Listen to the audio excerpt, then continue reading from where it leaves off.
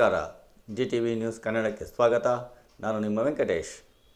ಮಾಗಡಿ ಪಟ್ಟಣದ ಪರಿವೀಕ್ಷಣಾ ಮಂದಿರದಲ್ಲಿ ಕೆಂಪೇಗೌಡ ಅಭಿವೃದ್ಧಿ ಸಮಿತಿಯ ಅಧ್ಯಕ್ಷ ಎಚ್ಎಂ ಕೃಷ್ಣಮೂರ್ತಿಯವರು ಸುದ್ದಿಗೋಷ್ಠಿಯನ್ನು ನಡೆಸಿ, ನನ್ನ ಹಣವನ್ನು ಖರ್ಚು ಮಾಡಿಕೊಂಡು ಜನಗಳ ಸೇವೆಯನ್ನು ಮಾಡುತ್ತಿರುವುದು ಸಹಿಸದ ಶಾಸಕರು ತಮ್ಮ ಅಧಿಕಾರವನ್ನು ಬಳಸಿ ನನಗೆ ಮಾಗಡಿಗೆ ಬರದಂತೆ ಪೊಲೀಸ್ ನೋಟಿಸ್ ನೀಡಿರುವುದು ಎಷ್ಟು ಸರಿ? ನಾನು ಯಾರಿಗಾದರೂ ಮೋಸ ಮಾಡಿದ್ದರೆ ಅಥವಾ ನನ್ನಿಂದ ಯಾರಿಗಾದರೂ ತೊಂದರೆಯಾಗಿದ್ದರೆ ತಿಳಿಸಿ ಎಂದರು. ಈ ಸಂದರ್ಭದಲ್ಲಿ ಮಾಡ್ಬಾಳ್ ಜಯರಾಮ್, ಶಿವಲಿಂಗಯ್ಯ, ಕೆಂಪೇಗೌಡ, ಹೊಸಳ್ಳಿ ರಂಗಣ್ಣಿ, ದೊಡ್ಡಿಗೋಪಿ ಹಾಗೂ ಇನ್ನೂ ಅನೇಕರು ಹಾಜರಿದ್ದರು. ನಮ್ಮ ಮುಂದೆ ಕೆಲವು ಪ್ರಸ್ತಾಪಗಳನ್ನು ಮಾಡಲೇಬೇಕಾದ ಅನಿವಾರ್ಯತೆ ನನಗೆ ಬಂತು. ಕಾರಣ ಏನಪ್ಪ ಅಂತಂದರೆ, 1998ರಲ್ಲಿ ನಾನು ಮಾಗಡಿ ತಾಲೂಕಿಗೆ ಬಂದಂಥ ವ್ಯಕ್ತಿ. ಅನೇಕ ದೇವಸ್ಥಾನಗಳಾಯಿತು, ಮದುವೆಗಳಾಯಿತು, ಆರೋಗ್ಯ ಶಿಬಿರ ಆಯಿತು, ಕೆಂಪೇಗೌಡ ಶಿಲಾನ್ಯಾಸ, ಅನ್ನದಾಸೋಹ ಆಯಿತು, ಧರ್ಮ ಆಯಿತು, ಕೂಡೋದಾಯಿತು, ಎಲ್ಲ ಥರದ ಕೆಂಪೇಗೌಡರಿಗೆ ಪದಚ್ಯುತಿ ಬರದ ಹಾಗೆ ಕೆಂಪೇಗೌಡರ ಹೆಸರನ್ನು ಭಾಳ ಉತ್ತುಂಗಕ್ಕೆ ಕೊಂಡೊಯ್ಯುವಂಥ, ಹೆಸರನ್ನು ಅತಿ ಎತ್ತರಕ್ಕೆ ಕೊಂಡೊಯ್ಯುವಂಥ, ಸರ್ಕಾರಕ್ಕೆ ಗಮನ ಸೆಳೆಯುವಂಥ ಕೆಲಸವನ್ನು ಮಾಗಡಿ ಕ್ಷೇತ್ರಕ್ಕೆ ಇವತ್ತು 28 ವರ್ಷಗಳ ನಿರಂತರ ಸೇವೆ ನನ್ನದು.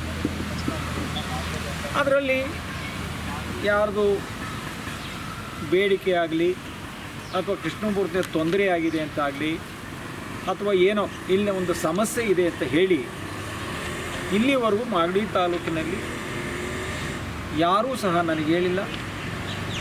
ಆ ಥರದ ಕೆಲಸ ನಾನು ಮಾಡಿಲ್ಲ. ಆದರೆ ಧರ್ಮ ಇಲ್ಲ ಅಂದರೆ ನನ್ನ ಮನೆ, ನನ್ನ ವ್ಯವಸ್ಥೆ, ನನ್ನ ದುಡಿಮೆ, ನನ್ನ ಹೋರಾಟ ಅದು ಬೆಂಗಳೂರು. ಇಲ್ಲಿ ಸಂಪಾದನೆಗೋಸ್ಕರ ಬಂದಿಲ್ಲ. ನಾನು ಬಂದಿರೋದು ಜನ್ಮ ಕೊಟ್ಟಂತಹ ಊರು ಮಾಗಡಿ. ಅದೇನು ಋಣಾನುಸಂಬಂಧನ ಗೊತ್ತಿಲ್ಲ. ಕೆಂಪೇಗೌಡರ ಮೂಲ ದೇವರು ಕಾಲಭೈಶ್ವರರು. ಅದೇ ದೇವಸ್ಥಾನವನ್ನು ಕಟ್ಟಿದೆ. ಮಾಗಡಿ ತಾಲೂಕಿನ ಅನೇಕ ಮುಖಂಡರುಗಳು ಬಂದು ಕೆಂಪೇಗೌಡರ ಒಂದು ಶಿಲಾನ್ಯಾಸವನ್ನು ಮಾಡಿ ಒಳ್ಳೆಯದಾಗುತ್ತೆ, ಆದರೆ ಹೆಸರು ಅಳಿಸೋಗಿದೆ ಅಂತ ಹೇಳಿದಾಗ ಮಾಗಡಿಗೆ ಹೆಸರು ಬರಲು ನಾನು ಶ್ರಮ ವಹಿಸಿದೆ ಹೊರತು ಇಲ್ಲಿ ನಾನು ಹೆಸರು ಮಾಡೋಕ್ಕೆ ಬರಲಿಲ್ಲ. ಅವತ್ತು ಹೆಸರು ಮಾಡಿಕೊಂಡು ವಿಚಾರಗಳನ್ನ ತಿಳಿಸಿದರೆ ನನಗೆ ಅದರ ಅವಶ್ಯಕತೆಯೂ ಬರ್ತಾ ಇರಲಿಲ್ಲ. ಯಾಕೆ ಮಾಡಲಿಲ್ಲ ಅದು ನಾನು ಕೇಳ್ತಾನೂ ಇಲ್ಲ. ಅಲ್ಲಿಂದ ನಿರಂತರವಾಗಿ ಎಲ್ಲ ಕೆಲಸಗಳು ನಡ್ಕೊಂಡು ಬರ್ತಾ ಇದೆ. ಹಾಗಾಗಿ ಅನೇಕ ಬಾರಿ ನೀವು ರಾಜಕೀಯವಾಗಿ ಬರಬೇಕು ಅಂತೇಳಿ ಒತ್ತಡವನ್ನು ಕೊಟ್ಟರು. ಒಂದು ಬಾರಿ ನಾನು ಎಲೆಕ್ಷನ್ಗೂ ಸಹ ನಿಂತಿದ್ದೆ. ನಮಗೆ ಈ ಎಲೆಕ್ಷನ ಈ ಸುಳ್ಳು, ವಂಚನೆ, ಮೋಸ ಮಾಡಿ ನಾನು ಜೀವನ ಮಾಡೋಕ್ಕೆ ಬಂದವರಲ್ಲ, ಅದು ನನಗೆ ಸರಿ ಹೋಗಲಿಲ್ಲ. ಅದರಿಂದ ನಾನು ರಾಜಕೀಯವಾಗಿ ಸ್ಥಗಿತವಾಗಿ ನಿಂತಿದ್ದೆ. ಹಾಗಾಗಿ ಎಲೆಕ್ಷನ್ ಬಂದಾಗ ಕೆಲವರು ನನ್ನ ಸಹಾಯವನ್ನು, ಮತಗಳನ್ನು ಹಾಕಿಸಿ ನಾನು ಗೆಲುವನ್ನು ತಂದುಕೊಡಿ ಅಂತ ಕೇಳ್ಕೊಂಡಿದ್ದಾರೆ. ಅದನ್ನು ಮಾಡಿದ್ದೀನಿ ನಿಸ್ವಾರ್ಥವಾಗಿ. ನನ್ನ ಮನೆ ದುಡ್ಡು ಹಾಕಿ ಹಗಲು ರಾತ್ರಿ ಶ್ರಮಿಸಿ ಅವರಿಗೆ ಉನ್ನತವಾದ ಸ್ಥಾನವನ್ನು ಕೊಡಿಸಿದ್ದೀನಿ. ಯಾವ ಬೇಡಿಕೆ ಇಲ್ಲ. ಯಾರ ಹತ್ರ 10 ರೂಪಾಯಿ ನಾನು ತೊಗೊಂಡಿಲ್ಲ. ಯಾರ ಹತ್ರನೂ ಬೇಡ ತಿನ್ನೋ ಜೀವನ ನಂದಲ್ಲ. ಕೊಡೋ ಕೈ ಯಾವಾಗಲೂ ಕೊಡ್ತಾ ಇರ್ತದೆ. ಇದಾಗಲ್ಲ, ಇದಾಗಕ್ಕೆ ನಾನು ಬಿಡೋದು ಇಲ್ಲ. ಇದು ನನ್ನ ವಿಚಾರ. ಇಷ್ಟೆಲ್ಲ ಕಾರ್ಯಕ್ರಮಗಳು ಮಾಡಿದಾಗ ಸಾಕಷ್ಟು ಸಮಸ್ಯೆಗಳನ್ನು ಎದುರಿಸಿದ್ದೀವಿ. ಈಗ ಕೆಂಪೇಗೌಡ ಜಯಂತ್ಯೋತ್ಸವ ಮಾಡಬೇಕಾದ್ರೆ ಪುರಸಭೆಯಿಂದ ಸಮಯ ಕೊಡಲ್ಲ, ಇಲ್ಲಾಂದರೆ ಎಲ್ಲೋ ಒಂದು ಕಡೆ ಬೇರೆ ಬೇರೆ ಕಾರಣಗಳು, ಹೀಗೆ ಸಮಸ್ಯೆಗಳು ಇದ್ದರೂ ಸಹ ಅದು ಸಮಸ್ಯೆ ಅಂತ ನಾನು ಭಾವಿಸ್ಲಿಲ್ಲ. ಯಾಕೆ ಅಂದರೆ ಮನುಷ್ಯ ಕೊಡುವಂಥ ಕಷ್ಟಗಳು ಕ್ಷಣಿಕ. ಭಗವಂತ ಕೊಟ್ಟರೆ ಮಾತ್ರ ನಮಗೆ ತಡ್ಕೊಳ್ಳೋಕ್ಕೂ ಆಗಲ್ಲ, ಎದ್ದೊಳಕ್ಕೂ ಆಗಲ್ಲ, ಬದುಕೋಕ್ಕೂ ಆಗಲ್ಲ. ಅದಕ್ಕೆ ಭಗವಂತ ನನಗೆ ಸಂಪೂರ್ಣವಾಗಿ ಆಶೀರ್ವಾದ ಕೊಟ್ಟವನೇ. ಹಾಗಾಗಿ ಇವೆಲ್ಲ ನಾವು ಕ್ಷಣಿಕವಾಗಿ ಅದನ್ನು ಚರ್ಚೆನೂ ಸಹ ಮಾಡ್ತಾಯಿಲ್ಲ. ಹೀಗಾಗಿ ಇವತ್ತಿನ ಕಾಲಘಟ್ಟದಲ್ಲಿ ಅಂದರೆ ನಾವು ಕೆಂಪೇಗೌಡರ ಹೆಸರಿನಲ್ಲಿ ಈ ಆಪ್ರೇಷನ್ಸು ಅದರಲ್ಲಿ 3,500ಕ್ಕೂ ಅಧಿಕ ಆಪ್ರೇಷನನ್ನು ಮಾಡಿಸಿ ಯಶಸ್ವಿಯಾಗಿ ಅದನ್ನು ನೆರವೇರಿಸಿದ್ದೀನಿ. ಇದು ಮಾಧ್ಯಮದ ಮುಂದೆ ಬಂದು ಕೊಚ್ಕೊಂಬಿಟ್ಟು ಇಲ್ಲಿ ಅಡ್ವರ್ಟೈಸ್ ಮಾಡಿ ನಾನು ಮಾಡಿದ್ದೆ, ಇಂಥ ಡೇಟಿಂಗ್ ಮಾಡಿದೆ ಅಂತ ಪಾಂಪ್ಲೆಂಟ್ ಕೊಡೋಕ್ಕೆ ಹೋಗಿಲ್ಲ. ಇದನ್ನು ಕಾರ್ಯಗತವಾಗಿ ಭಗವಂತ ಮೆಚ್ಚುವಂಥ ರೀತಿಯಲ್ಲಿ ಕೆಲಸವನ್ನು ಮಾಡಿದ್ದೀನಿ, ಯಶಸ್ವಿಗೊಳಿಸಿದ್ದೀನಿ. ಇವತ್ತು ಮಾಡೋದಕ್ಕೆ ಮುಂದೆ ಆಗಿದ್ದೀನಿ. ಇವತ್ತು ಬೃಹತ್ ಆರೋಗ್ಯ ಶಿಬಿರವನ್ನು ಮಾಡಬೇಕು ಅಂತ ಹೇಳಿ ದಿನಾಂಕ 8/2/2026 ಭಾನುವಾರ ಪ್ರಾರಂಭ ಮಾಡಿ 8/3/2020 ಭಾನುವಾರ 5 ಹೋಬಳಿಯಲ್ಲಿ ಅದನ್ನು ಮಾಡಿ ಈ ಈ ಬಡವರ ನೋವಿಗೆ ಸ್ಪಂದಿಸಬೇಕು ಅಂತೇಳಿ ಈ ಕಾರ್ಯಕ್ರಮವನ್ನು ಹಾಕ್ಕೊಂಡಿದ್ದೆ. ಆಗ BO ರವರು ಮಾಡಿ ಅಂತ ಹೇಳಿದ್ರು. ತದನಂತರ ಪಾಂಪ್ಲೆಂಟು, ಇದೊಂದು ಪಾಂಪ್ಲೆಂಟ್ ಹೊಡ್ಸೋಕ್ಕೆ ಕನಿಷ್ಠ ಪಕ್ಷ 4.5 ಲಕ್ಷ ಹಣ ಖರ್ಚಾಯಿತು. ಆಯಿತಾ? ಇದಕ್ಕೆ ಒಂದು ವಾಹನವನ್ನು ತೆಗೆದೆ, ಡಾಕ್ಟ್ರುಗಳಿಗೆ ಎಲ್ರಿಗೂ ಅದಕ್ಕೆ ಎಲ್ಲ ಅಮೌಂಟ್ ಕಟ್ಟಬೇಕು. ನಾನು ಎಲ್ಲೆಲ್ಲಿ ಏನು ಕಟ್ಟಬೇಕು 16 ಲಕ್ಷ ಹಣದ ವ್ಯಯವನ್ನು ಮಾಡಿ ಜನರ ಆರೋಗ್ಯಕ್ಕೆ ಮುಂದಾಗಿದ್ದೀನಿ ಹೊರತು ಇಲ್ಲಿ ಪೈಸಾ ವಸೂಲಿಗೆ ಇಲ್ಲ ಮೋಸ ಮಾಡೋಕ್ಕೆ ಇಲ್ಲ ಸುಳ್ಳು ಹೇಳ್ಬಿಟ್ಟೇನೋ ಪತ್ರಕರ್ತರಿಗೆ ಹೋಗಿ ಒಂದು ಪ್ರಚಾರ ಮಾಡಿ ಅಂತ ನಾನು ಮಾಡಲಿಲ್ಲ. ಅದು ನನ್ನ ಆತ್ಮಸಾಕ್ಷಿಯಾಗಿ ಮಾಡಿದ್ದೀನಿ, ಮಾಡ್ತೀನಿ. ಅದು ನನ್ನ ಮುಂದೆ ಇರುವಂಥ ಸವಾಲುಗಳು. ಹಾಗಾಗಿ ಈ ಕಾರ್ಯಕ್ರಮಕ್ಕೆ ಕೊನೆ ಹಂತದಲ್ಲಿ BO ಅವರು ನಮಗೆ ಕಾಲಾವಕಾಶ ಕೊಡಲಿಲ್ಲ. ಅದರಿಂದ ನನಗೆ 10 ಲಕ್ಷ ಲಾಸ್ ಆಯಿತು. ನಾನು ಅವ್ರು ಕೊಡಿ ಅಂತ ಕೇಳ್ತಾ ಇಲ್ಲ, ಧರ್ಮ ಮಾಡೋಕ್ಕೋದ್ರೂ ಸಮಸ್ಯೆಗಳು ಎಷ್ಟಿದೆ ಅನ್ನುವಂಥ ವಿಚಾರ ನನ್ನ ಮುಂದೆ ಇದೆ. ಇದು ಬಿಡ, ಇದು ಮುಂದೆ ಮಾಡ್ತೀನಿ, ಎಲ್ಲೂ ಹೋಗೋದಿಲ್ಲ. ಸೇವೆ ಮಾಡೋನಿಗೆ ಆಕಾಶ ನೋಡೋಕ್ಕೆ, ಮಗಳು ನೋಡೋಕ್ಕೆ, ಆಕಾಶ ನೋಡೋಕ್ಕೆ ಯಾರನ್ನೇ ತಳ್ಕೊಂಡಾಗ ಯಾವತ್ತು ಬೇಕಾದ್ರೆ ನೋಡ್ಬೋದು. ಅದು ಆಯಿತು. ಅದಾದ ನಂತರ ಮಾಗಡಿಯಲ್ಲಿ ಕೆಲವು ಬೆಳವಣಿಗೆಗಳು ಸಾಕಷ್ಟು ಆದವು. ಯಾವ ಬೆಳವಣಿಗೆಗಳು? ಇವತ್ತು ಗೌರಮ್ಮನ ಕೆರೆ, ಅದು ನಾವು ಸುದ್ದಿ ಮಾಡಿ ಅದನ್ನು ಉಳಿಸ್ಕೋಬೇಕು. ಮಾಗಡಿ ಕ್ಷೇತ್ರದ ಜನರು ಇನ್ನೊಂದು 15-20 ಆ ಕೆರೆ ಮುಚ್ಚಿಬಿಟ್ರೆ ಒಂದು 30 ವರ್ಷದಲ್ಲಿ ಊರು ಖಾಲಿ ಮಾಡಬೇಕಾಗತ್ತೆ. ಕುಡಿಯೋಕ್ಕೆ ನೀರಿರಲ್ಲ. ಇಲ್ಲಿ ಹುಟ್ಟಿ ಬೆಳೆದಂಥ ಪುಣ್ಯಾತ್ಮರು ಮಣ್ಣಲ್ಲಿ ನೀರಿಗೆ ಹಾಹಾಕಾರ ಬರಬಾರ್ದು ಅಂಥೇಳಿ ನಾನು ಸುದ್ದಿಯನ್ನು ಮಾಡಿದೆ. ಅದನ್ನು ಪತ್ರಿಕಾಗೋಷ್ಠಿನೂ ಮಾಡಿದೆ. ಅದಕ್ಕೆ ಸಂಬಂಧಪಟ್ಟ ಇಲಾಖೆಗಳಿಗೂ ಹೇಳಿದ್ದೀವಿ. ಅದು ಬಂದು ಇದೆಲ್ಲ ಮಾಡುವಾಗ ಇಲ್ಲಿನ ಜನ ಶಾಸಕರಿಗೂ ಸಹ ಅದು ತಲುಪಿ, ಅದೇ ನಾವೇನು ಕದ್ದು ಮುಚ್ಚಿ ಏನು ಮಾಡಿಲ್ಲ. ಆದರೆ ಅದು ಇವತ್ತು ಸರೋಗಿಲ್ಲ, ಸರಿ ಹೋಗುತ್ತೋ ಇಲ್ಲೋ ಬೇಡ. ಯಾಕೆಂದ್ರೆ ನಮ್ಮ ವಿಚಾರಗಳು ನಾವು ಮಂಡನೆ ಮಾಡ್ತಾಯಿದ್ವಿ, ಅಲ್ಲಿಂದ ಮುಂದೆ ಹೋಗ್ತಾಯಿದ್ವಿ. ಇಷ್ಟಾದ ನಂತರ ಕೆಂಪೇಗೌಡರ ಕಂದಕಕ್ಕೆ ಹೋದ್ರಿ. ನಾವು ಹೈಕೋರ್ಟಲ್ಲಿ PL ಹಾಕ್ಕೊಂಡ್ವಿ. ಅದು ಈಗ 18ನೇ ತಾರೀಕಿದೆ, ಇದೇ ತಿಂಗಳು. ಅದು ಇನ್ನೇನು ನಡೀತದೆ ನಡೀಲಿ. ಆದರೂ ಇವತ್ತು ನೋಡಿ ಕಾಮಗಾರ ಮಾಡಿ ಆ ರಸ್ತೆ 2 ರಸ್ತೆ ಆದಮೇಲೆ ಇವು ತಿರ್ಗಾ ಒಳಗೆ ಮಣ್ಣು ಸುರಿದು ಅದನ್ನು ಇಟ್ಟಾಕಿ ತಳ್ತಾವ್ರೆ. ಇದು ಮನುಷ್ಯರಾದವ್ರಿಗೆ, ಮಾನವೀಯತೆ ಇರೋರಿಗೆ, ಈ ಮಣ್ಣಿನ ಬಗ್ಗೆ ಏನಾದ್ರು ಕಿಂಚಷ್ಟು ಪ್ರೀತಿ ಇರೋರು ಯಾರೂ ಇಂಥ ಅಯೋಗ್ಯ ಕೆಲಸಗಳನ್ನು ಮಾಡಿಸಲ್ಲ, ಮಾಡೋಕ್ಕೆ ಹೇಳಲ್ಲ, ಅಥವಾ ಮಾಡ್ತಾ ಇದ್ದರೂ ಅದನ್ನು ಮಾಡೋದಕ್ಕೆ ಬಿಡಲ್ಲ. ಇದು ನಾನು ಕಂಠಾಘೋಷವಾಗಿ ಹೇಳ್ತೀನಿ. ಅದು ನನಗನ್ನಿಸಿದೆ, ಅದು ನನ್ನ ನೇರವಾದ ಪ್ರಶ್ನೆ. ಅದಾದ ನಂತರ ಮರಕ್ಕೆ ಹೋದರು, ಅದು ಸ್ಟೇ ತಂದು ಅದು ಸ್ಟಾಪ್ ಆಯಿತು. ಈಗ ಅದಕ್ಕೆ ಏನು ಮಾಡಿದ್ರು, ಈ ಒಂದು 22 ಮರ ಕಡಿಬೋದು ಅಂತೇಳಿ ಅದನ್ನು ಅರಣ್ಯ ಇಲಾಖೆ ವ್ಯಾಪ್ತಿಯಲ್ಲಿ ಎಷ್ಟು ಮರ ಕಡಿಯೋದಕ್ಕೆ ಪವರ್ ಇದೆ ಅಂದರೆ ಅದಕ್ಕೆ ವಾಸ್ತವವಾಗಿ ಮಾಹಿತಿ ಇದೆ. ತಿರ್ಗಿ ಅದಕ್ಕೊಂದು ಮಾಡಿ ಕೊನೆಗೊಂದು 20 ಮರನ ಕಡಿದ್ರು. ಅದನ್ನು ಒಂದು ನೋಟಿಸ್ನು ಸಹ ಜಯರಾಮಣ್ಣವ್ರಿಗೆ ಕೊಟ್ಟರು. ನಾವು ಅಂಬೇಡ್ಕರ್ ಭವನ ಕಟ್ತಾ ಇದ್ದೀವಿ, ಈ ಮರ ಕಡಿದ್ರೆ ನೀವು ಅಡ್ಡಿ ಮಾಡಬಾರ್ದು ಅಂತ ಹೇಳಿ ಅವರು ಲೆಟ್ರ್ ಕೊಟ್ಟರು. ನಾವು ಹೇಳ್ದು ಅಂಬೇಡ್ಕರು, ಬಸವಣ್ಣವರು, ಕೆಂಪೇಗೌಡರು, ದೇವ್ರಿ ಸಾಮಾನ ನಾವು ಯಾವತ್ತೂ ಮಾಡಲ್ಲ.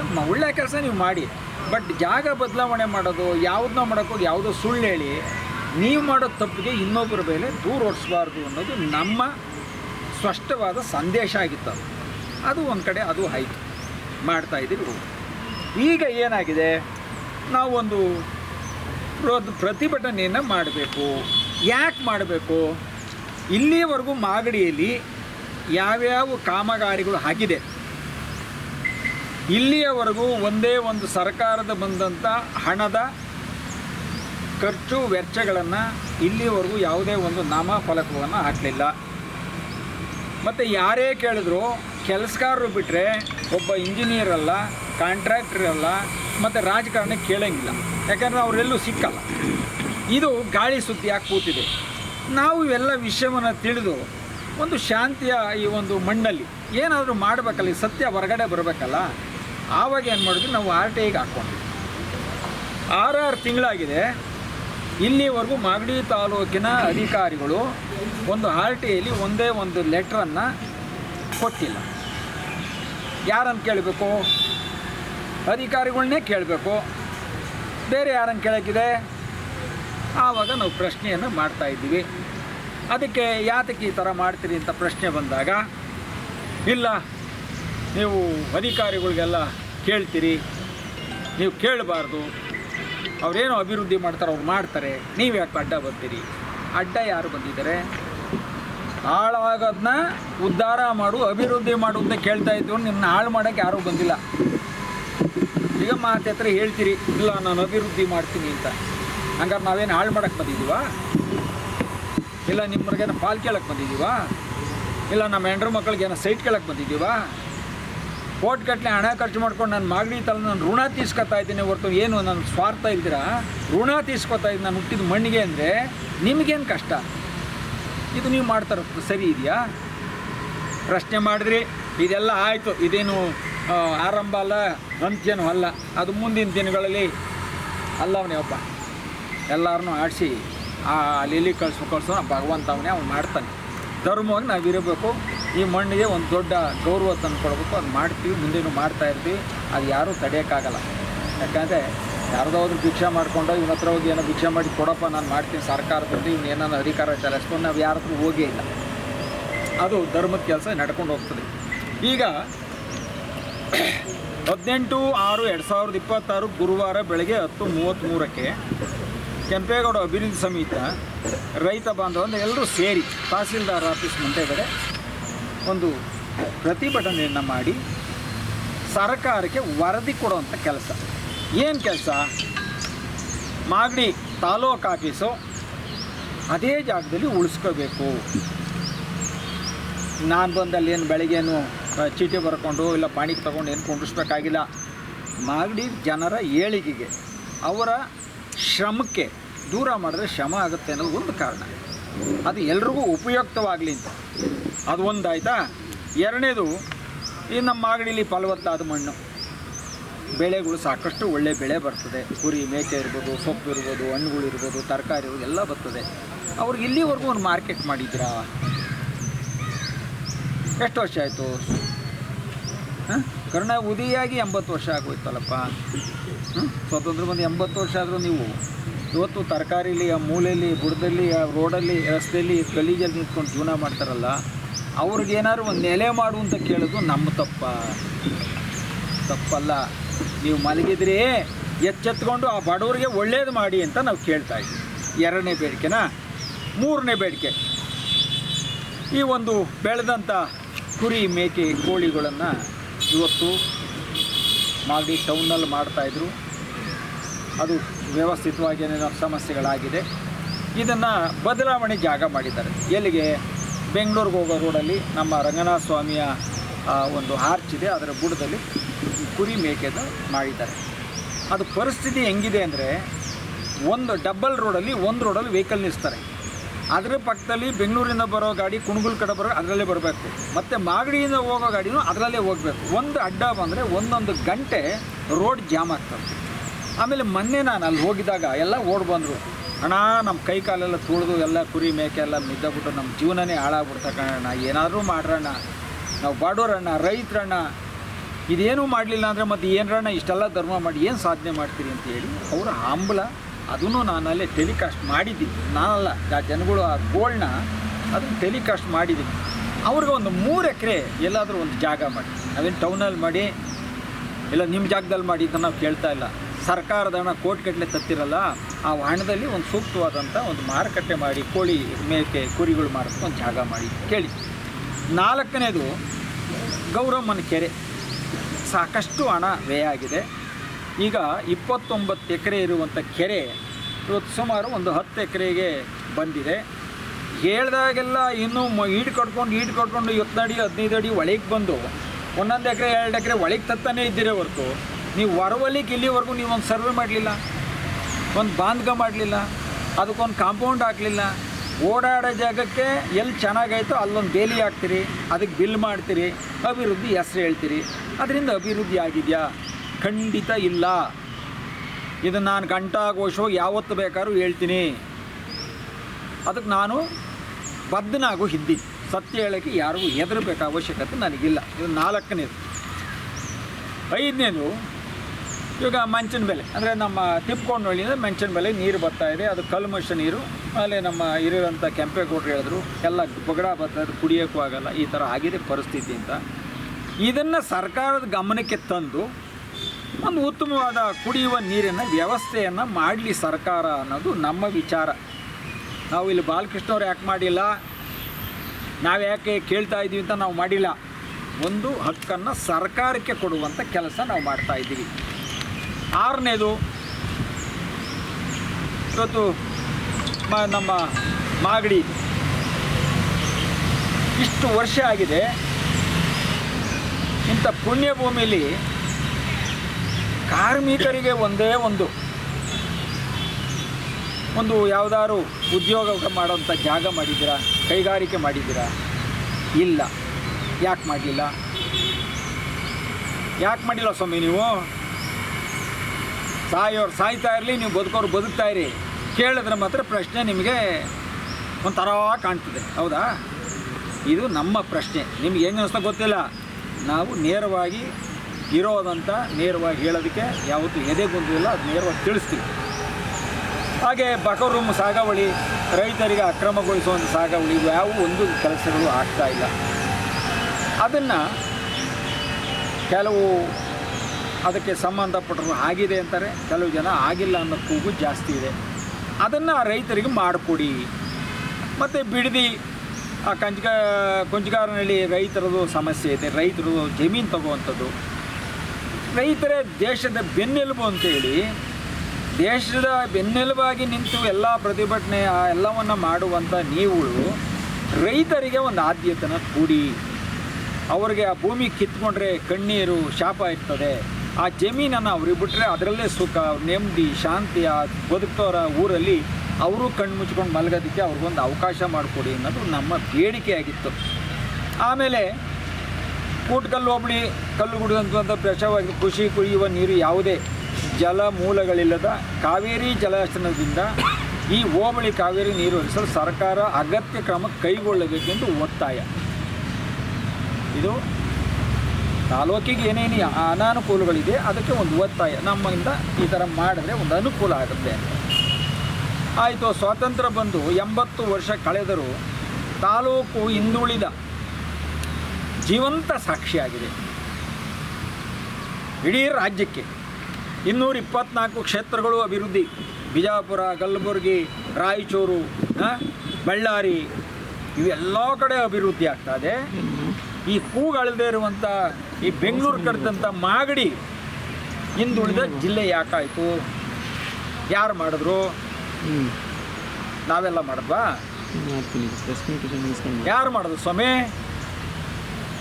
ಈ ನಾಡನ್ನು ಆಳ್ವಿಕೆ ಮಾಡ್ತಾ ಇದ್ರಲ್ಲ ನೀವು, ನಾಯಕರುಗಳು ಮಾಡಿರೋದು. ಹಿಂದುಳಿದ ತಾಲೂಕಾಗಿ ನಾವೆಲ್ಲ ಮಾಡಿರೋದು.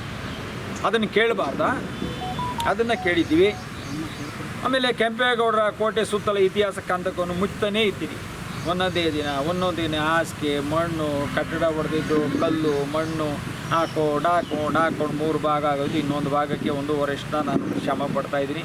ಕೋರ್ಟಲ್ಲಿ ಇವತ್ತು 18/6/2026ಕ್ಕೆ ಹೈಕೋರ್ಟ್ ಇದೆ. ಅಷ್ಟರೊಳಗೆ ಅದನ್ನು ನಿರ್ನಾಮ ಮಾಡಬೇಕು ಅಂತ ಹೇಳಿ ರಸ್ತೆ ಹೆಸರಲ್ಲಿ ರಸ್ತೆ ಕಳೆದು ಅದರ ಒಳಭಾಗದಿರೋ ಕಂದಕ ಮುಚ್ತಾ ಇದ್ದೀರಲ್ಲ, ನಿಮಗೆ ಮನುಷ್ಯತ್ವ ಇದೆಯಾ ಅನ್ನುವಂಥ ನೇರ ಪ್ರಶ್ನೆ ನನ್ನದು. ಮನುಷ್ಯತ್ವ ಇದೆಯಾ ನಿಮಗೆ?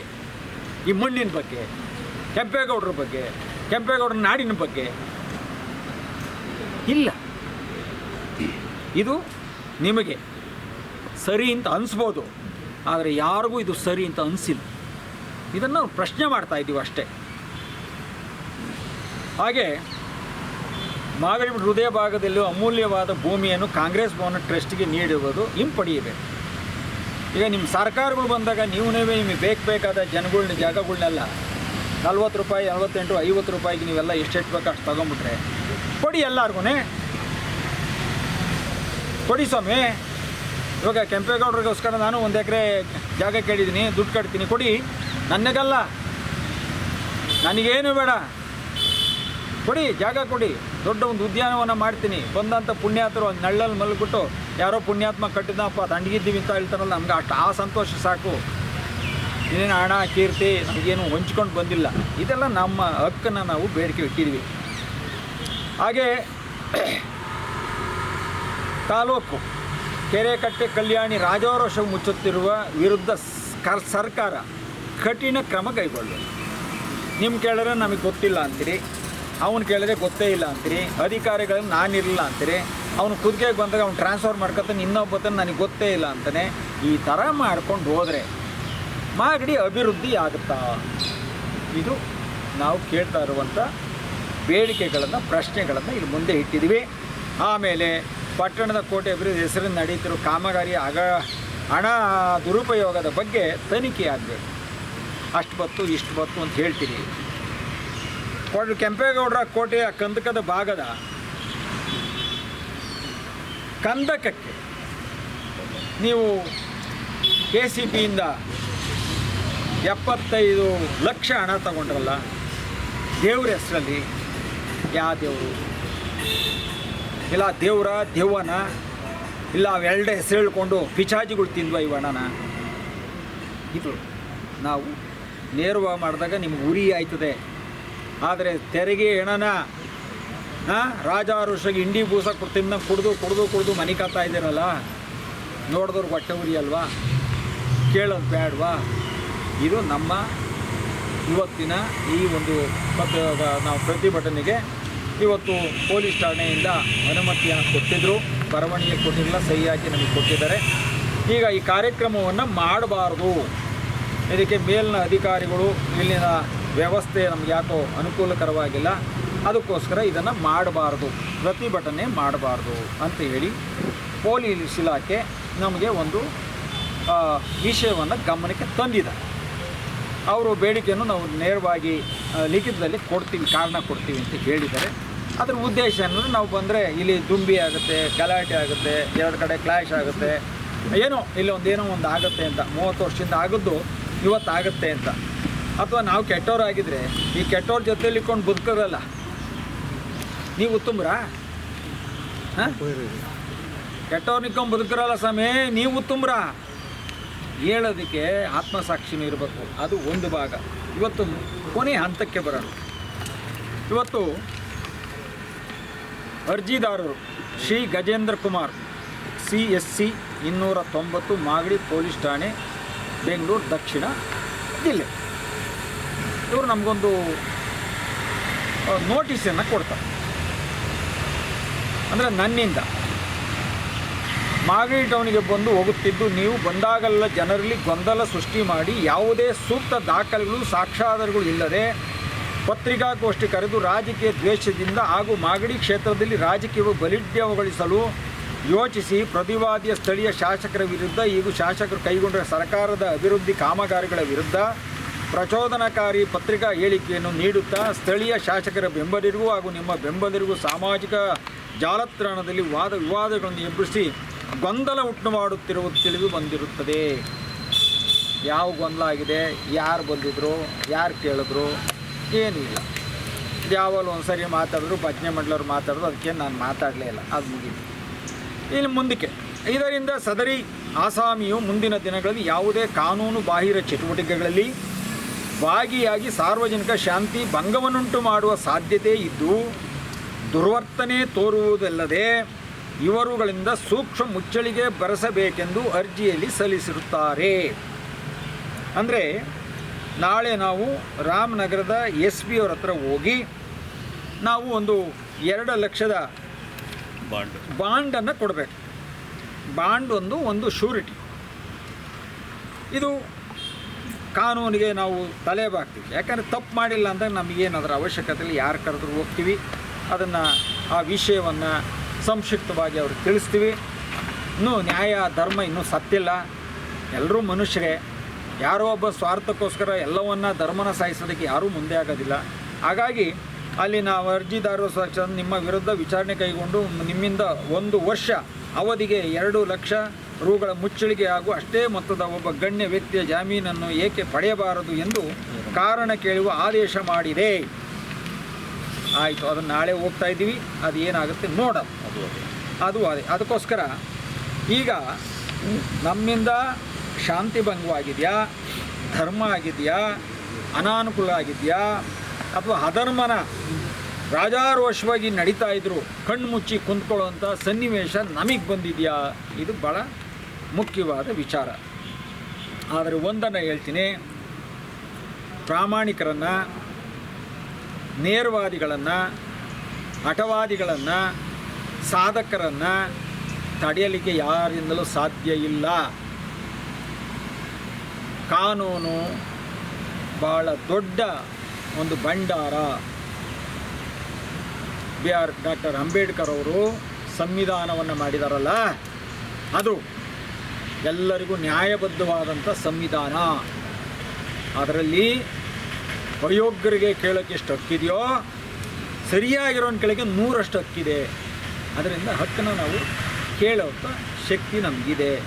ಅದಕ್ಕೋಸ್ಕರ ಮಾಗಡಿ ಜನರಲ್ಲಿ ನಾನು ಒಂದು ಮನವಿಯನ್ನು ಮಾಡ್ಕೊತೀನಿ.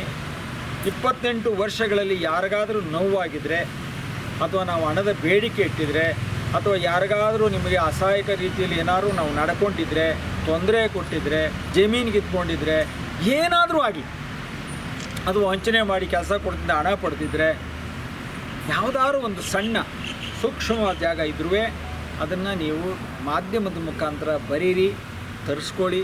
ಆ ಥರ ತಪ್ಪಿದರೆ ನಾವು ತಿದ್ಕೊಳ್ಳೋಕ್ಕೆ ನಾವು ರೆಡಿ ಇದ್ದೀವಿ. ಆದರೆ ಇಲ್ಲದ ತಪ್ಪನ್ನು ಒರೆಸೋಕ್ಕೆ ಹೋದಾಗ ಮಾಲೀಕಳಿಗೆ ಮಾತ್ರ ಖಂಡಿತ ಹೋಗಲ್ಲ ಅನ್ನೋ ಒಂದು ಮಾತನ್ನು ನಾನು ಹೇಳ್ತೀನಿ. ಹಾಗಾಗಿ ಇದು ಪ್ರಜಾಪ್ರಭುತ್ವ. ಇದನ್ನು ಹಕ್ಕನ್ನು ಕಿತ್ಕೊಳ್ಳುವಂಥ ಹಕ್ಕು ಯಾರಿಗೂ ಇಲ್ಲ. ಇವತ್ತು ಎಷ್ಟು ದಿನ ತಡೀತೀರಿ ನೀವು? ಎಷ್ಟು ದಿನ ತಡೆಯೋಕ್ಕೆ ಸಾಧ್ಯ? ಹಂಗಾರೆ ನೀವೇನು ಪರ್ಮನೆಂಟಾಗಿ ಏನಾನ 300 ಅಡಿಯಿಂದ ಏನೋ ಪಾಯ ಕಟ್ಕೊಂಡು ಬಂದುಬಿಟ್ಟಿದ್ರೆ ಭದ್ರಾಗಿ ನಿಂತ್ಕೊಳ್ಳೋಕ್ಕೆ? ಏನೂ ಇಲ್ಲ. ಎಲ್ಲರಿಗೂ ಕೊಟ್ಟಿರೋ ಜೀವನ ಅಲ್ಪಾವಧಿ ಜೀವನ ಭಗವಂತ ಕೊಟ್ಟಿರೋದು. ಆ ಅಲ್ಪಾವಧಿಲಿ ಯಾಕಯ್ಯ ಇವೆಲ್ಲ ಬದುಕುಗಳು? ಈ ಬದುಕೆಲ್ಲ ಶಾಶ್ವತವಾಗಿ ಉಳಿಯಲ್ಲ. ಧರ್ಮ ಉಳಿತದೆ, ಅದು ಶಾಶ್ವತವಾಗಿ ನಿಲ್ತದೆ. ಇವತ್ತು ಕೆಂಪೇಗೌಡರ ಶಿಲೆಯನ್ನು ನಾನು ಆರೋಗ್ಯ ಇಲ್ಲದಂಥ ಸಂದರ್ಭದಲ್ಲಿ ಅದನ್ನು ನಮ್ಮ ಲಾಯರು ಅಯೋಗ್ಯರು ಬುಕ್ಕಾಗಿ ಅದನ್ನು ನಮ್ಮ ವ್ಯವಸ್ಥೆನ ಹಾಳು ಮಾಡಿದರು. ಮತ್ತು ನಾವು ಹೈಕೋರ್ಟಿಗೆ ರಿಟನ್ನು ಹಾಕಿ ಇದು ಅದೇ ಸ್ಥಾನಕ್ಕೆ ಅದೇ ಜಾಗದಲ್ಲಿ ತಂದು ಪ್ರತಿಷ್ಠಾಪನೆ ಮಾಡಬೇಕು. ಇವರು ಕೊಟ್ಟಂಥ ದಾಖಲೆಗಳು ಪರಿಪೂರ್ಣವಾಗಿಲ್ಲ. ನಮ್ಮ ಲಾಯರ್ ಅವ್ರು ಮಾಡಿರೋಂಥ ತಪ್ಪಿಗೋಸ್ಕರ ಇದನ್ನು ವಿಮರ್ಶನೆ ಮಾಡಬೇಕು ಅಂತೇಳಿ ಕೇಸ್ ನಂಬರು 15,573/26 ಅದನ್ನು ಒಂದು ದಾವಿಯನ್ನು ಹೂಡಿದ್ದೆ. ಮೊನ್ನೆ ದಿವಸ ಒಂದು ಆದೇಶ ಬಂದಿದೆ. 30 ದಿನಗಳ ಒಳಗೆ ಕೆಂಪೇಗೌಡರ ಶಿಲೆ ವಿನ್ಯಾಸದ ಪ್ರತಿ ಒಂದು ಕೆಲಸನೂ ಪೂರ್ಣಗೊಳಿಸಬೇಕು. ಆ ಪೂರ್ಣಗೊಳಿಸಿದ ಕಾರ್ಯಕ್ರಮಕ್ಕೆ ಪುರಸಭೆ ಅಧಿಕಾರಿಗಳು ಮತ್ತು ಕೆಂಪೇಗೌಡ ಅಭಿವೃದ್ಧಿ ಸಮಿತಿ ಅಧ್ಯಕ್ಷರಾದ ಎಚ್.ಎಂ. ಕೃಷ್ಣಮೂರ್ತಿಯವರ ಮಾರ್ಗದರ್ಶನದಲ್ಲಿ ನಾವು ಹೇಳಿದ ದಿನಾಂಕದಲ್ಲಿ ಅದನ್ನು ಪೂಜೆ ಶಾಸ್ತ್ರವಾಗಿ ನೆರವೇರಿಸಬೇಕು ಅಂತೇಳಿ ಕೋರ್ಟು ಸ್ಪಷ್ಟವಾದ ಆದೇಶ ಆಗಿದೆ. ಇನ್ನೂ ಪ್ರತಿ ಬಂದಿಲ್ಲ. ಅದು ಇನ್ನು ನಾವು 30 ದಿನದೊಳಗಡೆ ಎಲ್ಲ ಅದು ಮುಗಿದ ನಂತರ ಅದಕ್ಕೆ ಒಂದು ಒಳ್ಳೆಯ ಮುಹೂರ್ತವನ್ನು ನೋಡಿ ಅದಕ್ಕೆ ಮತ್ತೆ ಕೆಂಪೇಗೌಡರಿಗೆ ಯಾರ್ಯಾರು ಅದಕ್ಕೆ ಅಪವಿತ್ರ ಆಗಿದೆಯೋ ಅದನ್ನು ಪವಿತ್ರಗೊಳಿಸಿ ಮತ್ತೆ ಆ ಕೆಂಪೇಗೌಡರ ಒಂದು ಆಶೀರ್ವಾದ, ಅದೊಂದು ಶಿಲೆ ಮತ್ತು ಅದರ ಒಂದು ವೈಭವ ಅದು ಮಾಗಡಿಯಲ್ಲಿ ಮತ್ತೆ ಸ್ಥಿರವಾಗಿ ಅದು ಬೆಳಕನ್ನು ಕೊಡ್ತದೆ ಅನ್ನೋ ಒಂದು ಮಾತನ್ನು ಹೇಳ್ತೀನಿ. ನಮಸ್ಕಾರ.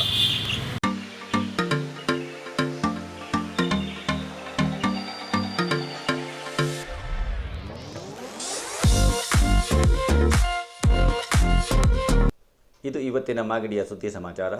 ನಿರಂತರ ಸುದ್ದಿ ಸಮಾಚಾರಕ್ಕೆ ವೀಕ್ಷಿಸಿ ನಿಮ್ಮ GTV ನ್ಯೂಸ್ ಕನ್ನಡವನ್ನು. ವಂದನೆಗಳು.